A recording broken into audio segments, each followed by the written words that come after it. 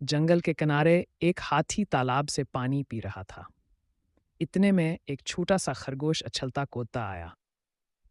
खरगोश हंसते हुए बोला, हाथी भाई, आप तो इतने बड़े हैं, लेकिन दौड़ में तो मैं आपको सेकंडों में हरा दूंगा। हाथी गुस्से में बोला, हरा दोगे? अच्छा, चल दौड़ लगाते हैं। दौड़ शुरू हुई।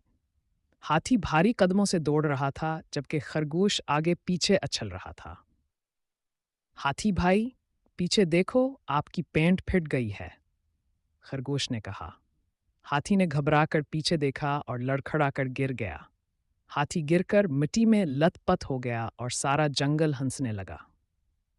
भाई, दौड़ में तेजी नहीं, अकल चाहिए, खरगोश ने कह कहे लगाते हुए कहा। हाथी भी आखिरकार हंस पड़ा। ताकत बड़ी चीज है, मगर अकल हमेशा जीत जाती है।